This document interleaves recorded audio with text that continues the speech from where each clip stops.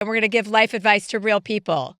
Oh, Jesus. Yeah, you better get your therapist cap on, girl. It's about to happen. All right. As someone who's an artist and creator, how do you remain resilient in your 20s and early 30s before finding success? After working so hard on my craft and putting in the work to break down barriers and entry and gain access, I can't help but feel defeated and like all of my effort is fruitless. How can I restore my faith and belief in a dream I've had since childhood? What mechanisms do you employ when you feel your talent is overlooked, and how do you stay positive? Quentin. Good one, Quentin. Yeah. That is a good one. I mean, and anyone who's been in town has had, has had these moments or years of self-doubt. I think resiliency is actually the exact word, because being resilient is part of being rejected and not giving up. Being resilient is knowing that, okay, while you're putting all this effort forward, like, it will result in something. It always does. It may not happen when you want it or exactly in the shape that you want it or have envisioned it, but it is going to happen. And part of being resilient is accepting that there are going to be lows and that there are going to be highs, and neither one of those things are going to last forever. It's an ebb and flow, and in any creative career, anyone you talk to will have thought about giving up. And it's the difference between the people who do give up and the people who persevere. Gabrielle, I'm sure that you feel similarly about rejection, resilience, right? Oh, the sheer volume of no's, hell no's, hell no, not you, bitch. Like, there's so many. It's actually an unnatural amount of rejection that we experience in this industry. But those bills need to be paid every month. And so I never let myself get too low where I thought, okay, I have to stop even trying to do this. Now, I had to take some different lateral moves, you know what I mean, to just sustain myself financially, but I never gave up. And the art that I was able to create, that's evergreen. That never goes away. You created something out of everything that is going to last a lifetime. And that is your fucking win. And if you look at like each little thing as a major accomplishment, it allows you to kind of put everything in perspective. If you look at those moments where you're like, okay, I'm going to take Fountain, but I don't know if I'm going to get the lights, right? Those days where you take Fountain and it's just green light, green light, green light, that's a fucking win. That's a great day. Like, and if you kind of give weight to them similarly, some of those rejections aren't going to feel as massive. And also know that everyone you see, the biggest stars, have been rejected way more than you could ever imagine. And it's just a matter, like Chelsea said, of resilience. I love when you talk about the artwork you've created being evergreen, because we live in this culture of like, okay, it's up on social media. All right, your Netflix special came out. All right, what's next? What's next? What's the next thing? But like this stuff that Quentin's creating, I went to his website. It's gorgeous art. It's beautiful, and it's there. And it was made a little while ago, but that's okay. It's beautiful.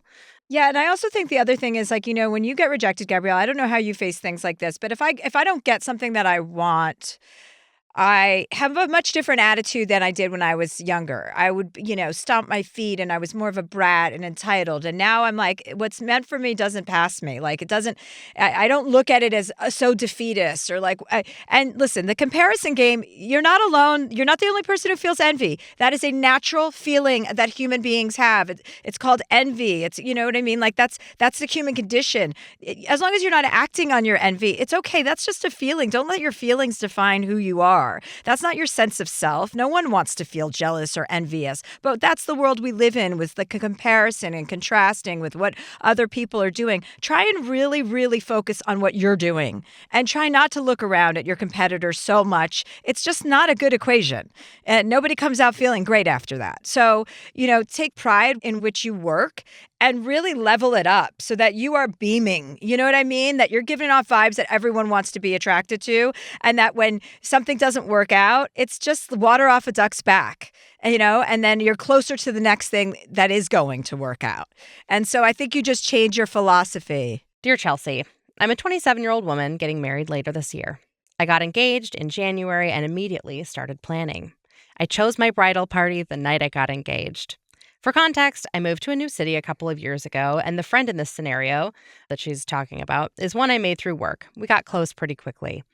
This friend was one that I contacted immediately to tell her I was engaged and asked her to be in my bridal party. But over the last few months, I've come to realize that this woman is not someone I want standing at the altar with me. She's extremely judgmental and often in opposition to me whenever I have conversations with her about my career, finances, even my relationship. On 3 separate occasions, she's asked me, "Do you really want to get married to this man?" Not because she has problems with my fiance, but just because she personally doesn't believe I'm old enough to get married. Time and again, she makes it clear to me that she doesn't think I'm mature enough to make my own decisions. I believe that she thinks because she's 31 and I'm 27 that she knows better than I do. But she, on more than one occasion, has told me I'm her therapist and will constantly treat the time we share together as if she's in therapy. She's always asking me for advice, but somehow thinks I'm not mature enough to make my own choices. I'm trying to figure out the best way to tell her she's not in my bridal party anymore. Or invited to the wedding. Fuck off. I don't want it to seem like it's out of nowhere when I tell her, but I'm absolutely positive I don't want her in my bridal party, and I'm worried it will cause a huge argument. Any help you can provide is appreciated. It sounds like if the relationship ends, you'll be okay with it. And with that knowledge, I think it's important for you. You absolutely do not want someone standing up next to you when you get married, right, Gabrielle? That feels that way about you. Hell no. You don't want him in the building. Why would you want that kind of negative energy in the building? No, I've heard, Gabrielle, I've heard you talk about when people come over to your house. You have an energy and a vibe in your house. Don't fuck it up when you come over. And that's how you should feel about your wedding. I think you can give her an opportunity to recognize what she did. I think you can write her a really nice email and say, hey, listen, I've been thinking about my wedding and I've been really meditating on it, whatever your form of, reflection is.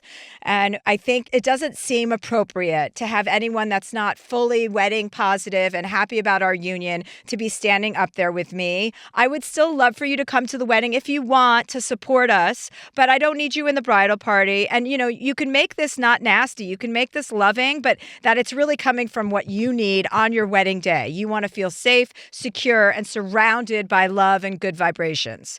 And that's what you're after. And if she can bring that, then she's totally welcome to come to the wedding, but she's not going to be in the wedding party. And I think preparing for, like you mentioned, you think it might be a blow up, which I love the email. So it's not like she can't get into it with you right then. But if she does have a negative reaction and sends you some email with a lot of capital letters and all that sort of thing, maybe just agree with yourself now that you're not going to respond to it right away or maybe even at all, maybe just let it lie. Yeah. She might have some big feelings about it. And you don't need to take that on either and make it a back and forth. Yeah. Don't get into one of those ping pong things. That's not ever good for anybody. Yeah. Listen, or let her have it. Let her have it. I think maybe the way she seems a little slick on the tongue there. And too many people have let her slide. So sometimes somebody needs a little emotional two-piece, little pop, pop.